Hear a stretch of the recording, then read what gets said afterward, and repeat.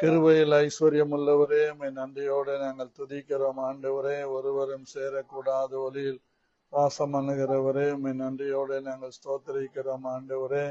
அதிசயங்களையும் ஆண்டவரே, அற்புதங்களையும் செய்கிற எங்கள் தேவனாகிய கர்த்தாவே, உம்மை நன்றியோடு நாங்கள் துதிக்கிறோம் ஸ்தோத்திரிக்கிறோம் ஆண்டவரே.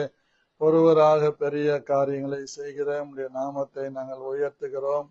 உம்முடைய நாமத்தை நாங்கள் மகிமைப்படுத்துகிறோம் கர்த்தாவே. உம்மை நன்றியோடு ஸ்தோத்திரிக்கிறோம் ஆண்டவரே.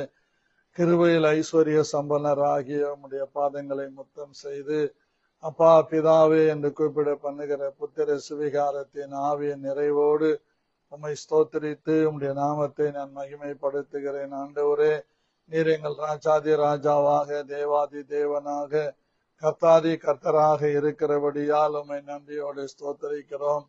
கடந்த வாரம் எல்லாம் எங்களை கண்மணியை போல காத்து ஒவ்வொரு காலையிலும் ஆண்டவரே நீர் எங்களை வந்து சந்தித்து எங்களை ஆண்டவரே ஆறுதல் படுத்தி பலப்படுத்தி தைரியப்படுத்தி கிருபை அளித்து அந்தந்த நாளுக்குரிய கிருபை அளித்து எங்களை வழிநடத்தி வந்த உம்முடைய அநாதி கொஞ்ச நேரம் கிருபைக்காக நன்றியோடு நாங்கள் ஸ்தோத்திரிக்கிறோம் ஆண்டவரே. உம்முடைய கொஞ்ச நேரம் கிருபையானது எங்களை தாங்கி ஏந்தி சுமந்து தப்புவித்து ரட்சித்து பாதுகாத்து வந்திருக்கிறபடியால் உம்மை நன்றியோடு நாங்கள் ஸ்தோத்திரிக்கிறோம். உம்முடைய கொஞ்ச நேரம் கிருபை ஆண்டவரே எங்களை கைவிடாமல் நடத்தி வந்திருக்கிற அநாதி கிருபைகளுக்காக உம்மை ஸ்தோத்திரிக்கிறோம். உங்க கொஞ்ச நேரம் கிருபையானது எங்களை பலப்படுத்தி தைரியப்படுத்தி திடப்படுத்தி ஆண்டவரே எங்கள் வாழ்நாள் எல்லாம் நாங்கள் சுகமாய் இருக்கும்படிக்கு கிருபை பாராட்டுகிற உம்முடைய அநாதி கிருபை நினைத்து நாங்கள் நன்றியோடு ஸ்தோத்திரிக்கிறோம் ஆண்டவரே. நீர் ஒருவரே எங்கள் நடுவிலே பெரியவராக பரிசுத்தராக வல்லமை உள்ளவராக கிருபை உள்ளவராக இரக்கமுள்ளவராக தயவுள்ளவராக மகிமை உள்ளவராக இருக்கிறபடியால் உம்மை நன்றியோடு நாங்கள் ஸ்தோத்திரிக்கிறோம். அநாதி தேவனே, உன் அடைக்கலம் நித்திய புயங்கள் உன் ஆதாரம் என்று சொல்லியிருக்கிறபடி ஆண்டவரே இந்த காலை வேளை உம்மை நன்றியோடு நாங்கள் துதிக்கிறோம் ஆண்டவரே. உம்மை ஸ்தோத்திரிக்கிறோம், உம்மை மகிமைப்படுத்துகிறோம், உம்முடைய நாமத்தை நாங்கள் உயர்த்துகிறோம். கிருபையில் ஐஸ்வர்யம் உள்ளவராகிய நீர் எங்கள் மேலே வைத்திருக்கிற உம்முடைய கிருபையை நினைத்து நான் நன்றியோடு ஸ்தோத்திரிக்கிறேன் ஆண்டவரே. இரக்கத்தில் ஐஸ்வர்ய சம்பன்னராகிய உம்மை நன்றியோடு ஸ்தோத்திரிக்கிறோம் ஆண்டவரே. தரித்திரராகிய எங்களை ஐஸ்வர்யவான்கள் ஆக்கும்படிக்கு ஆண்டவரே நீர் எங்களுக்காக தரித்திரர் ஆனீரே, அதற்காக உம்மை நன்றியோடு ஸ்தோத்திரிக்கிறோம். எங்களை எல்லா விதத்திலும் கிருபை பாராட்டி இரக்கம் பாராட்டி தயவு பாராட்டி ஒரு தகப்பன் தன் பிள்ளையை தோளிலே சுமக்கிறது போல் எங்களை சுமந்து வந்திருக்கிற அநாதி கிருபைக்காக நன்றியோடு ஸ்தோத்திரிக்கிறோம் ஆண்டவரே. இந்த டிசம்பர் மாதத்தின் ஆண்டவரே இந்த ஆசீர்வாதமான கர்த்தாவே இந்த காலை வேளையில் ஆண்டவரே உமக்கு நன்றி சொல்லுவதிலே மகிழ்ச்சி அடைகிறோம் ஆண்டவரே. இந்த 14ஆம் தேதி ஆண்டவரே நீர் எங்களை எல்லாவற்றிலும் ஆண்டவரே போதுமானவராக இருந்து கிருபை உள்ளவராக இருந்து இரக்கம் உள்ளவராக இருந்து நடத்தி வந்திருக்கிறபடியால் உமக்கு கோடா கோடி ஸ்தோத்திரங்களை ஏறெடுக்கிறோம். உம்மை துதிக்கிறோம் ஸ்தோத்திரிக்கிறோம் ஆண்டவரே. உம்முடைய நாமத்தையே நாங்கள் மகிமைப்படுத்துகிறோம். எந்த ஸ்தோத்திரத்துக்கும் எந்த துதிக்கும் எந்த ஆண்டவரே கனத்திற்கும் நீர் பாத்திரராய் இருக்கிறபடியால் உம்மை நன்றியோடு நாங்கள் ஸ்தோத்திரிக்கிறோம் ஆண்டவரே. கிருபையில் ஐஸ்வர்யம் உள்ளவரே உம்மை நன்றியோடு நாங்கள் ஸ்தோத்திரிக்கிறோம். தயாபரரே உம்மை நன்றியோடு நாங்கள் ஸ்தோத்திரிக்கிறோம் ஆண்டவரே. கிருபா சனபதியே உம்மை நன்றியோடு ஸ்தோத்திரிக்கிறோம். எங்களை அதிகமாய் நேசிக்கிற எங்கள் தேவனாகிய கர்த்தாவே உம்மை நன்றியோடு நாங்கள் ஸ்தோத்திரிக்கிறோம். எங்களை ஆண்டவரை அதிகமாய் பலப்படுத்துகிறபடியால் உம்மை நன்றியோடு ஸ்தோத்திரிக்கிறோம். எங்கள் பலவீனங்களே உம்முடைய பலன் பூரணமாய் விளங்குகிறபடியால் நன்றியோடு ஸ்தோத்திரிக்கிறோம். கர்த்தாவே எங்களை அதிகமாய் நேசித்து எங்கள் மீது கிருபை வைத்து நடத்தி வருகிற உம்முடைய மகிமையான கிருபைகளை நினைத்து நன்றியோடு ஸ்தோத்திரிக்கிறோம் ஆண்டவரே. உங்க கொஞ்ச நேரம் கிருபைக்காக உம்மை நன்றியோடு ஸ்தோத்திரிக்கிறோம். உம்முடைய அனுகூலமான கிருபைக்காக உம்மை நன்றியோடு ஸ்தோத்திரிக்கிறோம். உம்முடைய தயாபரராகி உம்முடைய கிருபைக்காக நன்றியோடு நாங்கள் ஸ்தோத்திரிக்கிறோம். அற்புதத்தில் ஐஸ்வர்யமானவராகிய நீர் ஆண்டவரே எங்களுக்காக யாவையும் செய்து முடித்த தேவன் என்பதை ஒவ்வொரு நாளும் விளங்க பண்ணுகிறதற்காக உம்மை நன்றியோடு ஸ்தோத்திரிக்கிறோம் ஸ்தோத்திரிக்கிறோம் ஸ்தோத்திரிக்கிறோம். எங்கள் அன்பின் பிதாவே நம்முடைய பரிசுத்த பிள்ளையாகிய இயேசு கிறிஸ்துவின் நாமத்தினாலே நம்முடைய பாதங்களை நாங்கள் முத்தம் செய்து நாங்கள் வழியிலே அழியாதபடிக்கும் கொஞ்ச காலத்திலே ஆண்டவரை பற்றி எறிக போகிற நம்முடைய கோபத்துக்கு நாங்கள் மறைத்து கொள்ளும்படியாகவும் ஆண்டவரே உம்மை அண்டிக் கொண்டவர்களாக பாக்கியம் பெற்றவர்களாக உடைய பாதங்களை முத்தம் செய்கிறோம். பரிசுத்த ஆவியானுடைய ஒத்தாசையோடு நாங்கள் செபிக்கிறோம். எங்கள் இருதயத்தின் தியானமும் எங்கள் வாயின் வார்த்தைகளும் ஆண்டவரே கர்த்தாவே பேசுகிற அடியனுக்கும் கேட்கிற ஒவ்வொருவருக்கும் உடைய சமூகத்திலே பிரீதியா இருப்பதாக என்று இயேசு கிறிஸ்துவின் நாமத்தில் ஜெபிக்கிறேன் நல்ல பிதாவே, ஆமேன். அன்பான கர்த்தருடைய பிள்ளைகளே, இந்த காலை வேளையிலே ஆண்டவராகிய இயேசு கிறிஸ்துவின் நாமத்தில் அன்போடு நான் உங்களை வாழ்த்தி வணங்கி வரவேற்கிறேன். இந்த அதிகாலை ஜபத்திலே நீங்கள் தூக்கத்தை தியாகம் செய்து தேவனுடைய சமூகத்திலே என்னோடு கூட இணைந்து கொள்ளுகிறபடியினால் கர்த்தர் உங்களை அபரிவிதமாய் ஆசீர்வதிப்பாராக. இப்பொழுதும் எஸ்ராவின் புஸ்தகத்திலிருந்து 9ஆம் அதிகாரம் 8வது வசனத்தை நான் உங்களுக்காக வாசிக்கும் வழிமுறையை காட்டி நான் தேவனுடைய வார்த்தைகளுக்கு நேராய் போகிறேன். இப்போதும் எங்கள் தேவனாகிய கர்த்தர் எங்களிலே தப்பின சிலரை மீதியாக வைக்கவும் அவராலே கொஞ்ச நேரமாவது கிருபை கிடைத்தது. இப்போதும் எங்கள் தேவனாகிய கர்த்தர் தம்முடைய பரிசுத்த ஸ்தலத்தில் எங்களுக்கு ஒரு குச்சை கொடுக்கவும் அவராலே கொஞ்ச நேரமாவது கிருபை கிடைத்தது. இப்போதும் எங்கள் தேவனாகிய கர்த்தர் இப்படியே எங்கள் கண்களை பிரகாசிப்பித்து அவராலே கொஞ்ச நேரமாவது கிருபை கிடைத்தது. இப்பொழுதும் எங்கள் தேவனாகிய கர்த்தர் எங்களுக்கு எங்கள் அடிமைத்தனத்திலே எங்களுக்கு கொஞ்சம் உயிர் கொடுக்கவும் அவராலே கொஞ்ச நேரமாவது கிருபை கிடைத்தது. பிரியமான கர்த்தருடைய பிள்ளைகளே, இப்பொழுதும் எங்கள் தேவனாகிய கர்த்தர் எங்களிலே தப்பின சிலரை மீதியாக வைக்க அவராலே கொஞ்ச நேரம் கிருபை கிடைத்தது. சிலரை கர்த்தர் அவருடைய நாமத்தின் மகிமைக்காக மீதியாக வைக்கிறார். ஒரு செய்திக்குள்ளே நாம் கடந்து போய் நாம் ஜெபிக்கலாம். இந்த நாளிலும் கூட 1 சாமுவேலின் புஸ்தகம் 1 சாமுவேல் 13ஆம் அதிகாரம்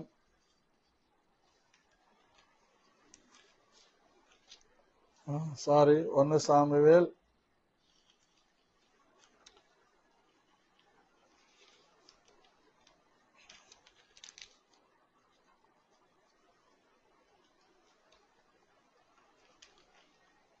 14ஆம் அதிகாரம் அதனுடைய 6-7 வசனங்களை வாசிக்கிறேன்.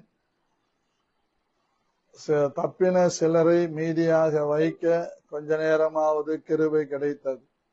ஆகவே யோனத்தான் தன் ஆயுததாரியாகிய வாலிபனை நோக்கி, விருத்த சேதனம் இல்லாதவர்களுடைய அந்த தானயத்திற்கு போவோம் வா. ஒருவேளை கர்த்தர் நமக்காக ஒரு காரியம் செய்வார். அநேகம் பேரை கொண்டாகிலும் கொஞ்சம் பேரை கொண்டாகிலும் ரட்சிக்க கர்த்தருக்கு தடையில்லை என்றான். அப்பொழுது அவன் ஆயுததாரி அவனை பார்த்து, உம்முடைய இருதயத்தில் இருக்கிறபடி எல்லாம் செய்யும், நானும் உம்மோடு கூட வருகிறேன்.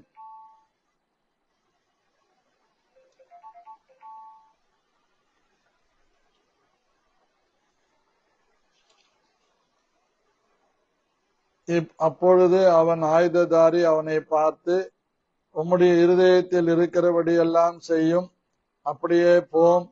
இதோ உம்முடைய மனதுக்கு ஏற்றபடி நானும் உம்மோட கூட வருகிறேன் என்றான்.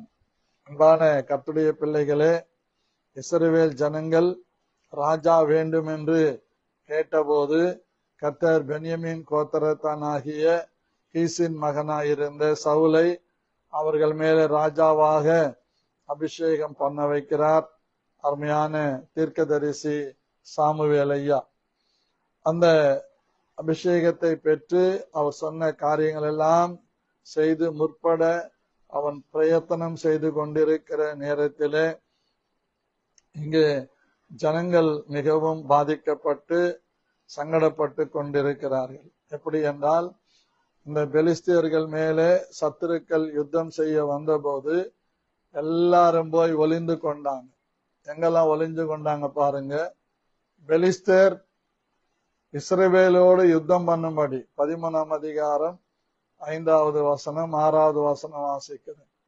யுத்தம் பண்ணும்படி 30,000 ரதங்களோடும் 6,000 குதிரை வீரரோடும் கடற்கரை மல்லத்தனை ஜனங்களோடும் கூடிக்கொண்டு வந்து பெத்தேவோலுக்கு கிழக்கான மிக்மாசிலே பாளையம் இறங்கினார்கள். அப்பொழுது இஸ்ரவேலர் தங்களுக்கு உண்டான இக்கட்டை கண்டபோது ஜனங்கள் தங்களுக்கு உண்டான நெருக்கத்தினாலே கெபிகளிலும் முட்காடுகளிலும் கண்மலைகளிலும் துருக்கங்களிலும் குகைகளிலும் ஒளிந்து கொண்டார்கள். எபிரேயரில் சிலர் யோர்தானையும் கடந்து காத் நாட்டிற்கும் கீலேயாத் தேசத்திற்கும் போனார்கள். சவுலோ இன்னும் கில்காலில் இருந்தான். சகல ஜனங்களும் பயந்து கொண்டு அவனுக்கு பின் சென்றார்கள் என்று சொல்லப்பட்டிருக்கிறது.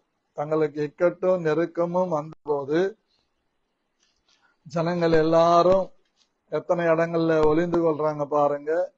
அவங்களுக்கு இக்கட்டு வந்தபோது அவர்கள் போய் ஒளிந்து கொண்ட இடங்கள் பாருங்க. கெபிகளிலே, முள் காடுகளிலே, கண்மலைகளிலே, துருக்கங்களிலே, குகைகளிலே போய் ஒளிந்து கொண்டான். பாருங்க, எல்லாருடைய சோல்டர்களுக்கும் பாஸ்டர் கர்த்தருக்கு ஸ்தோத்திரம். ஸ்ரீகாதராபானா கராதியாந்தனமா ஒன்னில கொஞ்சம் சின்ன தடைப்பட்டது, சாரி. ஸ்ரீலங்காவிலிருந்து நம்ம பாஸ்டர் மோகனதாஸ் வந்திருக்கிறாரு. அவர் சென்னைக்கு போகணும் மீட்டிங்க்கு, அதனால கொஞ்சம் தடைப்பட்டுச்சு, மன்னிக்கவும். இந்த நேரத்திலே அவர்கள் ஒளிந்து கொள்ளுகிறார்கள். அவர்களை ரட்சிக்கிறதற்கு, அவர்களை காப்பாற்றுவதற்கு எந்த சூழ்நிலையும் வழி வகை தெரியாது இருக்கிற நேரத்திலே மீதியாக வைக்கப்பட்டிருந்த 600 பேர் சவுலோடும் மீதி யோனத்தானும் அவன் ஆயுததாரியும் தனியாக பிரிகிறார்கள். தப்பின சிலரை மீதியாக வைக்க அவராலே கொஞ்ச நேரமாவது கிருபை கிடைத்தது என்ற அந்த தலைப்பை நாம் சிந்திக்கும் போது, இங்கே யோனத்தானும் அவன் ஆயுததாரியும் தங்களுக்கு நடந்த சூழ்நிலைகளை பார்த்து அவர்கள் கர்த்தரின் மகிமைக்காக அவர்கள் காரியங்களை செய்கிறதை பார்க்கிறோம். தகப்பனோடு சவுலோடு கூட 600 பேர் இருக்கிறாங்க. இவங்க ஈட்டிகளையாவது மற்ற ஆயுதங்களையாவது கூர்த்தீட்ட வேண்டுமானால் பெலிஸ்தருடைய தேசங்களுக்கு போக வேண்டியவர்கள். அப்படி இருக்கிறதான நேரத்தில் இந்த யோனத்தான் ஒரு தீர்மானம் எடுக்கிறான். அந்த 600 பேர்ல தப்பி மீண்டவர்களாகிய யோனத்தானும் அவன் ஆயுததாரியும் இங்கே ஒரு முடிவெடுக்கிறார்கள். தனக்கு வந்திருக்கிற சோதனையிலே அவர்கள் செய்கிற இக்கட்டுகளில் அவர்கள் செய்கிற ஒரு காரியத்தை தான் நம்ம இந்த வேளையில வாசித்தோம். மறுபடியும் உங்களுக்காக அந்த சம்பவத்தை வாசிக்கிறேன். சீலோவிலே கர்த்தருடைய ஆசாரியராய் இருந்த ஏலியின் குமாரனாகிய பினேகாசும் பிறந்த இக்கபோத்தின் சகோதரனும் அகிதூபின் குமாரனும் ஆகிய அகியா என்பவன் ஏபோத்தை தரித்தவனாயிருந்தான். யோனத்தான் போனதை ஜனங்கள் அறியாதிருந்தார்கள். யோனத்தான் பெலிஸ்தரின் தானயத்திற்கு போக பார்த்த வழிகளின் நடுவே இந்த பக்கம் ஒரு செங்குத்தான பாறையும் அந்த பக்கம் ஒரு செங்குத்தான பாறையும் இருந்தது. ஒன்றுக்கு போசேஸ் என்று பேர், மற்றொன்றுக்கு சேனே என்று பேர். அந்த பாறைகளில் ஒன்று வடக்கே மிக்மாசுக்கு எதிராகவும் மற்றொன்று தெற்கே கிபியாவுக்கு எதிராகவும் இருந்தது. யோனத்தான் தன் ஆயுததாரியாகிய வாலிபனை நோக்கி, விருத்த சேதனமில்லாத பொருளுடைய அந்த தானயத்திற்கு போவோம்பா. இதுதான் அந்த கொஞ்ச நேரம் கிருபையை பெற்றவங்களுக்குள்ள இருக்கிற ஒரு வெளிப்பாடு. கொஞ்ச நேரம் கிருபையை பெற்ற வெளிப்பாடு உள்ளவர்களுக்கு ஒரு தைரியம் இருக்கும், ஒரு திட நம்பிக்கை இருக்கும். எப்படி என்றால், யாரும் இல்லை, ஒரு படை இல்லை யோனத்தானோட, ஒரு பெரிய யுத்தத்திற்கு போகக்கூடிய எந்த விதமான சோர்ஸும் கிடையாது. அந்த நேரத்திலே தான் இந்த யோனத்தான் தைரியம் கொண்டு தேவனுடைய பலத்தோடு கூட பெலிஸ்தருடைய தானயத்திற்கு போவதற்கு தன் ஆயுததாரியை கூப்பிடுகிறான், தன் ஆயுதங்களை சுமக்கிறவனை கூப்பிடுகிறான். அந்த ஒரு சம்பவம் தான் இங்க பார்க்கிறோம். இதுல சொல்லுகிற ஒரு முக்கியமான காரியம் என்னவென்றால், அநேகம் பேரை கொண்டாகிலும் கொஞ்சம் பேரை கொண்டாகிலும் ரட்சிக்க கர்த்தருக்கு தடையில்லை. இதுதான் நம்ம புரிஞ்சுக்கணும். கொஞ்ச நேரம் கிருபையை பெற்றவர்கள் ஒரு பெரிய கூட்டமா இருக்கணும்னு அவசியம் இல்லை. கொஞ்ச நேரம் கிருபையை பெற்றவர்கள் ஒருவரா இருந்தாலும் அவர்கள் தைரியமாக திறப்பிலே நிற்பார்கள். காரணம், அவர்கள் பெற்றுக்கொண்டிருக்கிற தரிசனம், அவர்கள் பெற்றுக்கொண்டிருக்கிறதான ஆலோசனைகள், அவர்கள் பெற்றுக்கொண்டிருக்கிறதான கர்த்தரை குறித்த வைராக்கியம், அவர்கள் பெற்றுக்கொண்டிருக்கிறதான கிருபையினாலே வந்த பலன், அவர்கள் பெற்றுக்கொண்டதனால கிருபை, கொஞ்ச நேரம் கிருபையினாலே வந்த அந்த துணிச்சல் இன்னைக்கு சபைக்கு இல்லை, தனிப்பட்ட மனுஷனுக்கு இல்லை, குடும்பங்களுக்கு இல்லை. இப்படிதான் இன்னைக்கு ஊழியங்கள் போய்கொண்டிருக்கிறது. அதனால இந்த யோனத்தானும் ஆயுததாரியுமாக சபையாரும் ஊழியக்காரரும் நிற்கும் போது ஊழியக்காரன் போர் செய்யும்படிக்கு திறப்பில நிற்கிறான். அவனுக்கு பின்னாடி ஆயுததாரிகளாக சபையில உடன் ஊழியர்களும் சபையாரும் நிற்கும் போது ஒரு பெரிய ஜெயத்தை நாம் அடைய முடியும். ஆண்டவருக்கு ரட்சிக்கிறதற்கு தடை இல்லை. அப்ப யார் தடை? இந்த கொஞ்ச நேரம் கிருபையை பெற்று கொண்டவங்க, அதை குறித்ததான தரிசனம் இல்லாமல், பாரம் இல்லாமல், ஏக்கம் இல்லாமல் இருப்பதுதான் அதுடைய கிரியை. ஆகவே நாம் ஒவ்வொருவரும் இந்த காலவேளை கற்றுக்கொள்ள வேண்டியது என்னவென்றால், எத்தனை இக்கட்டுகள் வரட்டும், நெருக்கங்கள் வரட்டும், நம்மை விட்டு யாரும் போய் எங்கேயாவது ஒளிந்து கொள்ளட்டும். எல்லாரும் ஒளிந்து கொண்டாங்க. ஒரு நேரத்துல சவுலோடு இருந்து யுத்தம் பண்ணவங்க இப்போ மலைகளிலே, கெபிகளிலே, முட்காடுகளிலே, குகைகளிலே, துருக்கங்களிலே போய் ஒளிந்து கொள்றாங்க. ஆனா இந்த யோனத்தானோட கூட தைரியமாக ஒருவன் வருகிறான். அவன் ஆயுததாரி. இன்னைக்கு எத்தனை பேர் நம்ம ஊழியத்தின் பாதையிலே, குடும்பத்திலும் சரி, தனிப்பட்ட விதத்திலும் சரி, இந்த ஆயுததாரியை போல நாம் இருக்கிறோம். ஏனென்றால் தேவன் கொஞ்சம் பேரை கொண்டு ரட்சிக்க வல்லமை உள்ளவராய் இருக்கிறார், அநேகம் பேரை கொண்டு ரட்சிக்க வல்லமை உள்ளவராய் இருக்கிறார்.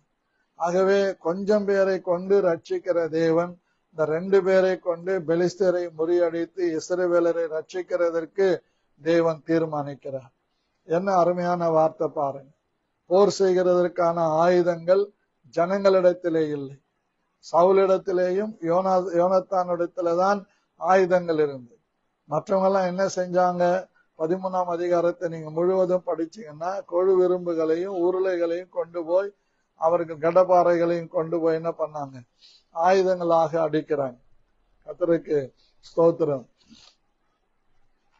ஆயுதங்களாக அவங்க அடிக்கிறாங்க. அடிச்சு ஆண்டவருக்கு மகிமையான காரியங்களை செய்யறாங்க. பிரியமான கர்த்தருடைய பிள்ளைகளே, ஒன்றை நாம் சரியாக புரிந்து கொள்ள வேண்டும். இந்த காலை வேளையில தேவனுடைய நாமத்தின் மகிமைக்காக கொஞ்ச நேரம் கிருபையை பெற்ற நாம் யோனத்தானுக்கு இருக்கிற அந்த ஆயுததாரியை போல நாம் மாற வேண்டும். யோனத்தானோடு இருந்த அந்த ஆயுததாரியை போல நாம் மாறும்போது ஜெயம் வரும். யோனத்தான் அழகா சொல்றாரு பாருங்க. யோனத்தான் தன் ஆயுததாரியாகிய வாலிபனை நோக்கி, விருத்த சேதனம் இல்லாத அந்த தானயத்திற்கு போவோம் வா. ஒருவேளை கர்த்தர் நமக்காக ஒரு காரியம் செய்வார். அநேகம் பேரை கொண்டாகிலும் கொஞ்சம் பேரை கொண்டாகிலும் ரட்சிக்க கர்த்தருக்கு தடையில்லை. எப்பவுமே ரட்சிக்கிறதுக்கு கர்த்தருக்கு தடையில்லை. அப்போ ரட்சிக்கிறதற்கு நமக்கு தான் தடை இருக்கிறது. மற்றவர்களை காப்பாற்றுவதற்கு நமக்கு தான் தடை இருக்கிறது. மற்றவர்களுக்காக ஜெபிக்கிறதற்கு நமக்கு தான் தடை இருக்கிறது. தடை நம்ம தான். எப்படி ஏசாயா 59:2 சொல்லுகிறது போல, தேவன் நம்முடைய பாவங்களை நமக்கும் தேவனுக்கும் நடுவிலே சுவராக இருக்கிறது, பிரிவினை உண்டாக்குறது. அது போலதான் இன்றைக்கு நம்முடைய ஆவிக்குரிய ஜீவியத்தில இந்த யோனத்தான் ஆகிய அந்த மனுஷனுடைய ஆயுததாரியை போல இன்னைக்கு வாலிபர்கள் இல்லை. கர்த்தருக்கு மகிமை உண்டாகட்டும். பாருங்க என்ன அருமையான ஆண்டவருடைய வார்த்தை. ஆயுததாரியை நோக்கி கூப்பிடுகிறான். பெலிஸ்தருடைய தானயத்திற்கு போவோம் வா. அநேகம் பேரை கொண்டாகலும் கொஞ்சம் பேரை கொண்டாகலும் ரட்சிக்கிறதற்கு கர்த்தருக்கு தடை இல்லை. அப்படி என்றால் தடை நாம் தான் இருக்கிறோம். இந்த தடைகள் எல்லாம் நாம் தகர்த்து எறியணும். கொஞ்ச நேரம் கிருபை பெற்றவங்களுக்குள்ள ஒரு துணிச்சல் இருக்கு. கொஞ்ச நேரம் கிருபை பெற்றவங்க கிறிஸ்துவுக்காக நிறைய தீர்மானங்கள் எடுக்கணும். கொஞ்ச நேரம் கிருபையை பெற்றவங்க அதை அசட்டை பண்ணாம உதாசீனப்படுத்தாம எனக்கு அளிக்கப்பட்ட கிருபையை நான் வீணாக்க கூடாது என்று ஒரு தைரியம் உள்ளவர்களாக திட நம்பிக்கை உள்ளவர்களாக நாம் கர்த்தருக்கு அடுத்த காரியத்திலே வைராக்கியம் பாராட்டுவது மிக மிக அவசியமானது. ஆகவே இவங்க 2 பேரும் தீர்மானிக்கிறார். அப்படியானால் இவங்க 2 பேரும் பெலிஸ்தரிடத்துல போக வேண்டுமானால் இவங்களுக்கு மத்தியில 2 பாறைகள் இருக்குது, செங்குத்தான பாறைகள்.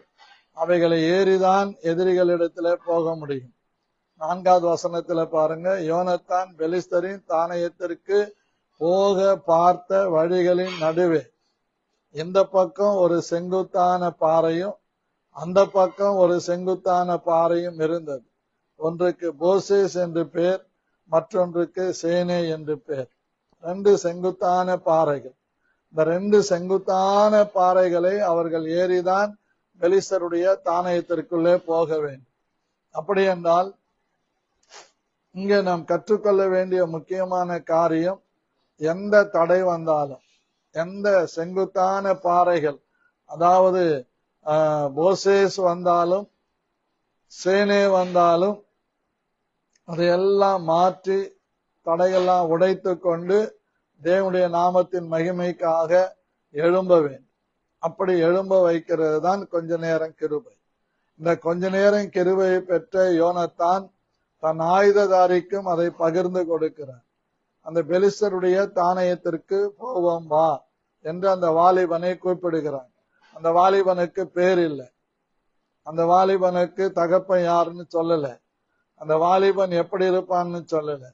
ஆனா இன்னைக்கு நம்ம சபையில ஊழியத்தின் பாதையில நாம் பேர் சொல்லி நீங்க இதை செய்யுங்க அதை செய்யுங்க அப்படின்னு பேர் சொல்லி கூப்பிட்டு நிறுத்தினாதான் நமக்கு அது ஒரு பெரிய கனமும் மரியாதையும் கௌரவமா நினைக்கிறோம்.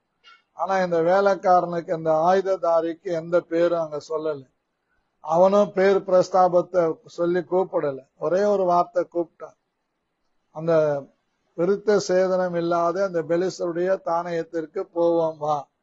கொஞ்ச நேரம் கிருபையை பெற்றவங்களுக்குள்ள இருக்கிற ஒரு ஆழமான ஒரு அசட்டு தைரியம் என்னவென்று சொன்னால், விருத்த சேதனம் இல்லாத அந்த பெலிஸ்தியரிடத்திலே போவோம்.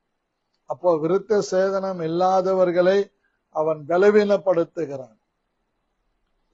தாவீதை பாருங்க, விருத்த சேதனம் இல்லாத இவனா கர்த்தரை நிந்திப்பது என்று கோலியாத்தை குறித்து வைராக்கியம் கொள்ளுகிறான்.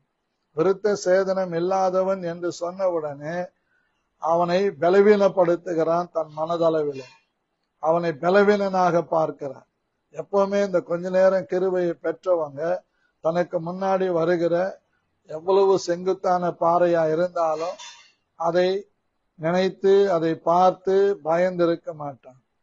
நீதிமொழிகள ஒரு வசனம் இருக்குது, காற்றை பார்க்கிறவன் விதைக்க மாட்டான், மழையை பார்க்கிறவன் அறுக்க மாட்டான். இன்னைக்கு நம்ம அப்படிதான் இருக்கிறோம். சமயம் கிடைச்சா போலாம், சமயம் கிடைச்சா அப்படி பண்ணலாம், சமயம் கிடைச்சா இப்படி பண்ணலாம் அப்படின்னு நம்ம நினைக்கிறோம். அப்படி செய்வது தேவனுடைய சித்தம் இல்லை.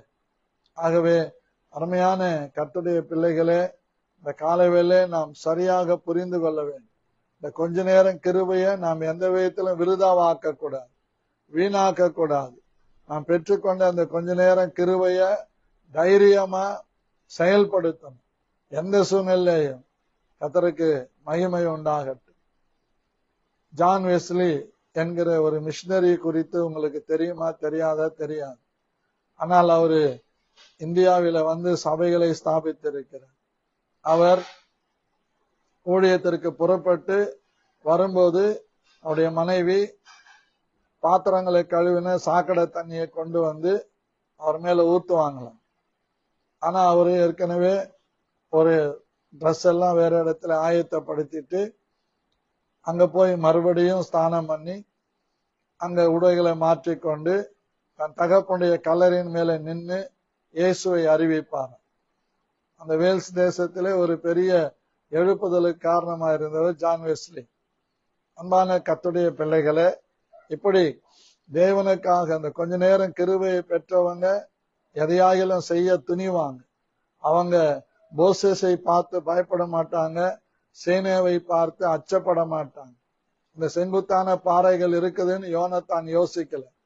ஏன்னா அவன் ஒரே ஒரு வார்த்தை, விருத்த சேதனம் இல்லாத பெலிஸ்தியர், ரட்சிக்கப்படாத மனைவி, ரட்சிக்கப்படாத பிள்ளைகள், ரட்சிக்கப்படாத மாமனார் மாமியார், ரட்சிக்கப்படாத புருஷன், ரட்சிக்கப்படாத அண்ணன் தம்பி அக்கா தங்கச்சி, இவெல்லாம் பார்த்துக்கிட்டு இருந்தா இந்த கிருபையை நாம் இழந்து போவோம்.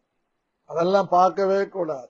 இந்த கொஞ்ச நேரம் கிருபைக்காக எந்த சூழ்நிலையானாலும் தடைகளை தகர்த்து கொண்டு வெளியே வருவதுதான் இந்த கொஞ்ச நேர கிருபையினுடைய வல்லமை, கொஞ்ச நேர கிருபையினுடைய பலன். ஆகவே இந்த ஆசீர்வாதமான காலை வேளையிலே கர்த்தர் நமக்கு கொஞ்ச நேரம் கிருபை வச்சிருக்கிறார். எபேசியர் 2:8 படி விசுவாசத்தினாலே கிருபையினாலே விசுவாசத்தை கொண்டு ரட்சிக்கப்பட்டீர்கள். கொஞ்ச நேர கிருபையினாலே விசுவாசத்தை கொண்டு ரட்சிக்கப்பட்டீங்க. தெரிந்து ரட்சிக்கப்பட்டோமோ தெரியாத ரட்சிக்கப்பட்டோமோ அது கிடையாது. தாயின் கருவில் உருவாகும் முன்னே நம்மை அறிந்திருக்கிறார் என்று எரேமியா 1:5 படிக்கிறோம். தாய் மறந்தாலும் தகப்பன் மறந்தாலும் யார் மறந்தாலும் கர்த்தர் நம்மை மறப்பதில்லை. அவருடைய உள்ளங்கைகளிலே நம்மை வரைந்து வைத்திருக்கிறார். நாம் அநேக நேரங்களில் எதையாகிலும் சொல்லிட்டு நம்ம பின்வாங்குவோம். ஆனா இந்த யோனத்தான ஆயுததாரியும் பின்வாங்கல. பின்வாங்குகிற ஒரு இருதயம் நமக்குள்ள வரவே கூடாது. இந்த கொஞ்ச நேரம் கிருபைக்காக போர் குதிரைகளை குறித்து கேள்விப்பட்டிருப்பீங்க. போர் குதிரை எப்பவுமே யுத்தத்துக்கு போகும்போது அது பின்வாங்காத, அது அப்படியே போய்கிட்டே இருக்கும். எஜமான் தன்னை எதற்காக பயன்படுத்துகிறாரோ அதை நிறைவேற்றும்படிக்கு. தன் மேல உட்கார்ந்து இருக்கிற போர் சேவகனை ஈட்டியோ எதுவோ அடிச்சு போட்டாலும் அந்த குதிரை முன்னோக்கி போய்கொண்டே இருக்கும். ஆகவே இப்படிப்பட்டதான ஒரு நிலைமை இன்றைக்கு நமக்கு வேணும். எந்த சூழ்நிலையும் தைரியமாக செயல்படுகிற கிருபை உள்ளவர்களாக நாம் மாறணும். எந்த இடத்திலும் எந்த நேரத்திலும் எந்த காரியத்திலும் ஒரு துணிச்சல் வேணும். இந்த கொஞ்ச நேரம் கிருபை உள்ளவங்க அப்படியே அமைதியா இருக்க மாட்டாங்க, எதையாகிலும் செய்வாங்க. அப்போ இவன் ஆயுததாரி என்ன சொல்றாரு பாருங்க, 7வது வசனத்துல. அப்பொழுது அவன் ஆயுததாரி யோனத்தானை பார்த்து சொல்றான், உம்முடைய இருதயத்தில் இருக்கிறபடியெல்லாம் செய்யும், அப்படியே போம், இதோ உம்முடைய மனதுக்கு ஏற்றபடி நானும் உம்மோட கூட வருகிறேன் என்றான். இன்னைக்கு எத்தனை பேர் அப்படி இருக்கிறோம்? ஊழியக்காரனுடைய விருப்பத்தின்படி ஊழியத்துல ஈடுபாடு கொள்றோம். தேவனுடைய விருப்பத்தின்படி எத்தனை பேரு நம்ம விசுவாச வாழ்க்கையில ஈடுபாடு கொள்றோம்? நம்ம எத்தனை பேரு தேவனுக்காக வைராக்கியமாய் எழும்புறோம்? கொஞ்ச நேரம் கிருபையை பெற்றவங்க இந்த ஆயுததாரியை போலதான் இருப்பாங்க. என்ன அருமையான வார்த்தை பாருங்க. ஆயுததாரி யோனத்தானை பார்த்து உம்முடைய இருதயத்தில் இருக்கிறபடி எல்லாம் செய்யும். ஏன் இப்படி அப்படின்னு கேள்வி கேட்கல. இதுக்கு போகணுமா, கண்டிப்பா யுத்தம் பண்ணணுமா, ஜெயிக்கணுமா, அப்படி எல்லாம் பேசவே இல்லை. ஒரு சின்ன வார்த்தை கூட பேசல. இருதயத்தில் இருக்கிறபடி எல்லாம் செய்யும். அப்போ இங்க நம்ம அறிந்து கொள்ள வேண்டிய காரியம் என்ன? யோனத்தானுடைய இருதயமும் வாலிபனாகிய ஆயுததாருடைய இருதயம் இங்க இணைகிறதை பார்க்கிறோம். 2 பேர் ஒருமனப்பட்டிருந்தால் பூலோகத்திலே கேட்டுக்கொள்வது எதுவோ அது பரலோகத்திலே செய்யப்படும் என்று நம்ம மத்தேயு 18ஆம் அதிகாரத்திலே பார்க்கிறோம். அன்பான கர்த்தருடைய பிள்ளைகளே, இந்த காலை வேளையிலே தேவனுடைய வார்த்தைகளை நாம் சரியாக புரிந்து கொள்ள வேண்டும். சில நேரங்களில் புருஷன் ஒருமனப்பட மாட்டான், மனைவி ஒருமனப்பட மாட்டான், பிள்ளைகள் ஒருமனப்பட மாட்டாங்க. அதுக்காக கிருபை இழந்தணுமா? கர்த்தர் கொடுத்த கொஞ்ச நேரம் கிருபையை உதாசீனப்படுத்தணுமா? உதாசீனப்படுத்த கூடாது. தைரியமா எழும்பு, எழும்பு, எழும்பு சீயோனே, உன் வல்லமையை தரித்துக்கொள். பரிசுத்த நகரமாகி எருசலேமே, உன் அலங்கார வஸ்திரங்களை உடுத்திக்கொள். விருத்த சேதனம் இல்லாதவன் துஷ்டனும் இனி உன் வழியாய் வருவதில்லை. நீ தரித்துக்கொள். எழும்பு, எழும்பு, எழும்பு. பாடையில் இருந்து எழும்பு. நாரி போன சரீரமா இருந்தாலும் இயேசு அழைக்கிறார். லாசருவே வா என்று சொல்லுகிறார். எழும்பு. உன் பேரை சொல்லி கூப்பிடுறார். நீ ஏன் செத்து போன பெண்ண மாதிரி கிடக்கிற? எழும்பி வான்னு கூப்பிடுறார். இந்த காலைவேளை உன்னை எழும்புன்னு சொல்றார். நான் உன் மேல கொஞ்ச நேரம் கிருபையை வச்சிருக்கிறேன். என் ரத்தத்தை சிந்தி உனக்காக பாடுகள் அனுபவித்து, நான் உபாதைகளை அனுபவித்து, உன் ரட்சிப்புக்காக நான் எல்லாவற்றையும் செய்திருக்கிறேன். அப்ப நீ எனக்கு என்ன செய்த? இதுதான் பேதுருவை பார்த்து கேட்டார். யோனாவின் குமாரனாகிய சீமோனே, என்னை நேசிக்கிறாயா என்று கேட்டார். இந்த காலவேளை நம்மை பார்த்து கர்த்தர் கேட்கிறார், என்னை நேசிக்கிறியா மகளே? என்னை நேசிக்கிறியா மகனே? அப்ப நம்ம சொல்லணும், ஆமா ஆண்டவரே, நான் உம்மை நேசிக்கிறேன். அவருடைய இருதயத்தின் விருப்பத்தை புரிந்து கொள்வர்களாய் நாம் மாற வேண்டும். இந்த யோனத்தானுடைய இருதயத்தை புரிந்து கொண்ட ஆயுததாரி போல சபையும் சபை மக்களும் ஊழியக்காரனும் இருக்க வேண்டும். கர்த்தருக்கு ஸ்தோத்திரம் உண்டாகட்டும். யார் நம்மோட கூட வர்றாங்க, யாரு நம்மோட கூட வரல அப்படின்னு யோனத்தான் யோசிக்கல. அவங்க அப்பாவும் 600 பேரும் சவுலோடு கூட இருந்துட்டாங்க. ஆனா எப்படியா அவங்க சவுலுக்கு பயந்ததுனால அவரோட இருந்தாங்களா அந்த 600 பேர். ஆனா இந்த ஆயுததாரி யாருக்கும் பயப்படல. அந்த கொஞ்ச நேரம் கிருபைய தன் எஜமானோடு கூட இசைந்து கொள்ளுகிறான், இணைந்து கொள்ளுகிறான். அந்த கொஞ்ச நேரம் கிருபையோட அவன் யோனத்தானோட மிங்கில் பண்ணுகிறான். பிறகு என்ன நடக்கிறது என்று பாருங்க. அதற்கு யோனத்தான், இதோ நாம் கடந்து அந்த மனுஷரிடத்திற்கு போகிறவர்கள் போல அவர்களுக்கு நம்மை காண்பிப்போம். தாங்கள் உங்களிடத்திற்கு வரும் மட்டும் நில்லுங்கள் என்று நம்மோடு சொல்வார்களானால் நாம் அவர்களிடத்திற்கு ஏறி போகாமல் நம்முடைய நிலையிலே நிற்போம். எங்களிடத்திற்கு ஏறி வாருங்கள் என்று அவர்கள் சொல்வார்களானால் ஏறிப்போம். இங்கதான் ஒரு கீவேர்ட். கர்த்தர் அவர்களை நம்முடைய கையில் ஒப்பு கொடுத்தார். இது நமக்கு அடையாளம். என்ன அருமையான ஒரு சென்சேஷனான ஒரு சூழ்நிலை பாருங்க. அற்புதமாக இந்த ஆயுததாரி யோனத்தான் சொல்றாரு, அவங்க நம்மிடத்துல வருவோம் என்று சொல்லுவார்கள், நாம் இங்கே நிக்கலாம். ஏறி வாங்க அப்படின்னா ஏறலாம். கர்த்தர் அவரை நம்மிடத்துல ஒப்பு கொடுத்தார் என்பது அடையாளம். முதல்ல விருத்த சேதனம் இல்லாதவர்களாக பார்க்கிறோம். இரண்டாவது, அவர்கள் நம்மிடத்துல வந்தால் நாம் இங்கேயே நிற்போம். வராமல் இங்க ஏறி வாருங்கள் என்று சொல்லுவார்களானால் ஏறி போவோம். என்ன நடக்கும்? கர்த்தர் நமக்கு இது ஒரு அடையாளமாக கொடுக்கிறார். அடையாளத்தை தேடுகிறார், அடையாளத்தை காண்கிறார். இன்னைக்கு நம்ம எத்தனை பேரு ஒரு அடையாளத்தை பார்க்கிறோம்? கிதியோன் அப்படிதான் ஒரு அடையாளத்தை கேட்கிறார். தாங்கிட்ட இருக்கிற அந்த தோலை புழிஞ்சு வெயில்ல, அதாவது பனியில போடுறான். இரவெல்லாம் பனி பெய்யுது. அப்போ ஒரு அடையாளம் கேட்கிறான். இந்த தோல் மேல பனி பெய்யாம உலர்ந்திருந்தால் எனக்கு மீதியானியருடைய ஜெயம் கிடைக்கும். மறுபடியும் அந்த தோலை பனியில போடுகிறான். இது பனி நிறைஞ்சிருந்து சுத்திலும் பனி பெய்யாம இருந்தா மீதியானியர் கையில, நம்ம கையில மீதியானில கொடுத்திருக்கிறார் அர்த்தம். என்ன அருமையான ஒரு வெளிப்பாடோட போகிறாங்க பாருங்க. இன்னைக்கு நமக்கு அடையாளங்களோட நம்ம வாழணும். என்னை குறித்த அடையாளம் என்ன? என்னை குறித்த தரிசனம் என்ன? என்னை குறித்த நோக்கம் என்ன? அதுதான் இன்னைக்கு சபைக்கு தேவை, நமக்கு தேவை, எனக்கு தேவை. பிறகு என்ன நடக்குது பாருங்க. அப்படியே அவர்கள் இருவரும் பெலிஸ்தரின் தானியத்திற்கு முன் தங்களை காண்பித்தார்கள். அப்பொழுது பெலிஸ்தர், இதோ எபிரேயர் ஒலித்து கொண்டிருந்த வலைகளை விட்டு புறப்படுகிறார்கள் என்று சொல்லி தானையும் இருக்கிற மனுஷர் யோனத்தானையும் அவன் ஆயுததாரியும் பார்த்து, எங்களிடத்திற்கு ஏறி வாருங்கள், உங்களுக்கு புத்தி கற்பிப்போம் என்றார்கள்.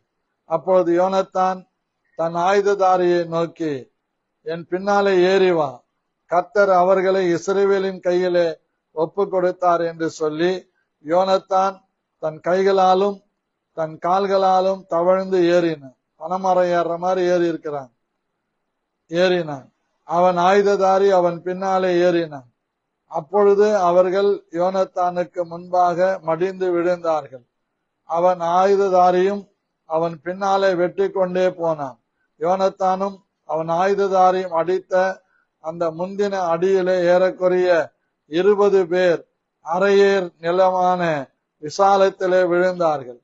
அப்பொழுது பாளையத்திலும் வெளியிலும் சகல ஜனங்களிலும் பயங்கரம் உண்டாய், தானையும் இருந்தவர்களும் கொள்ளையிட போன தண்டில் உள்ளவர்களும் கூட திகில் அடைந்தார்கள். பூமியும் அதிர்ந்தது. அது தேவனாலே உண்டான பயங்கரமாயிருந்தது. இதுதான் முக்கியமான காரியம். ஒரு துணிவோட, கர்த்தருக்காக ஒரு அடையாளத்தோட, நோக்கத்தோட நாம் வாழணும். ஊழியத்துல உதவியா இருக்கணும், சபையில தூணா இருக்கணும். இப்படிப்பட்ட கர்த்தருடைய பிள்ளைகளை கொண்டுதான் இந்த கொஞ்ச நேரம் கிருபையை வைத்து தேவன் சபையை கட்டி எழுப்புகிறார். அவரவர்கள் குடும்பத்தையும் கட்டி எழுப்புகிறார்.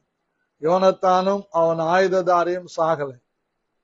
காரணம், எதிரிகளை அவன் துச்சமாக பார்த்தான், விருத்த சேதனம் இல்லாதவர்களாக பார்த்தான். இந்த ஒரு தைரியம் நமக்கு வேணும். அடையாளத்தோடு போகிறான், அது நிறைவேறுகிறது, ஜெயம் வருகிறது. கர்த்தர் அவங்களுக்காக இறங்கி அங்கே பயங்கரத்தை செய்கிறார். 2 பேர் அரையர் நிலத்துல 20 பேரை போட்டுறாங்க. பெலிஸ்தர்கள் புறமுதுகிட்டு ஓடுறாங்க. அதற்கு பிறகுதான் மற்றவங்க வர்றாங்க. இந்த 600 பேரும் சவுலும் வர்றாங்க. ஆகவே இந்த காலை வேளையில என்னை கேட்டுக்கொண்டிருக்கிற தேவனுடைய பிள்ளைகளை, திறப்பிலே நிற்கிறவர்களாக நாம் மாற வேண்டும். தேவனுக்காக வைராக்கியம் உள்ளவர்களாய் மாற வேண்டும். யார் நம்ம கூட இருக்கிறாங்க, யார் நம்ம கூட இல்ல, அதை பத்தி டோன்ட் வரி. அப்போ உனக்குள்ள இருக்க வேண்டிய ஒரி என்ன? கிறிஸ்து அவர்களுக்குள்ளே உருவமாகும் அளவும் கர்ப்ப வேதனைப்படுகிறேன். அந்த ஒரி தான் நமக்கு இருக்கணும். ஆகவே தைரியமா நம்ம எழும்பணும், தைரியமா ஊழியம் செய்யணும், தைரியமா சபையை தாங்கணும், தைரியமா ஜபிக்கணும், தைரியமா புறப்பட்டு போகணும். எனக்கு யாரும் இல்ல, எனக்கு ஒத்தாசை இல்ல, அப்படி சொல்லி கொண்டு இருக்க கூடாது. தைரியமா, அதுதான் கொஞ்ச நேரம் கிருபை. முந்தா நாள் தான் நாம் பார்த்தோம். விசுவாசத்தோட தைரியத்தையும், இந்த மாதிரி கர்த்தருடைய காரியங்கள்ல நம்ம தைரியம் கொள்ளணும். இந்த கொஞ்ச நேரம் கிருபையினால நாம் அடையாளங்களோடும் அற்புதங்களோடும் ஆண்டுடைய நாமத்தின் மகிமைக்காக வாழ்வோம். கர்த்தர் கிருபை தருவார். நம்ம ஜெபிக்கலாம். நல்ல பிதாவே, இயேசு கிறிஸ்துவின் நாமத்திலே ஜெபிக்கிறேன். இந்த யோனத்தானும் அவன் ஆயுததாரியும் போல இந்த காலை வேளையில நம்முடைய கொஞ்ச நேரம் கிருபை யோனத்தானையும் அவன் ஆயுததாரியையும் பலப்படுத்தினது போல என்னை பலப்படுத்தும், எங்களை பலப்படுத்தும். நாங்கள் எந்த நிலையிலும் ஆண்டவரே இந்த போசேஸ் சேனே என்கிற செங்குத்தான பாறைகளை ஏறி போகும்படிக்கு ஒரு பலனை எங்களுக்கு தாரும். எந்த சூழ்நிலையும் ஜெயிக்கிற பலனை தார். எந்த இடர்களையும் நீக்கி போட்டு உமக்காக ஓடுகிற கிருபை தார். கிருபைக்கு ஒப்பு கொடுக்கிறோம் ஆண்டவரே, எங்களை ஆசீர்வதியும் இயேசு கிறிஸ்துவின் நாமத்தில் ஆமென். கர்த்தர் உங்களை ஒவ்வொருவரையும் ஆசீர்வதிப்பார். இப்பொழுது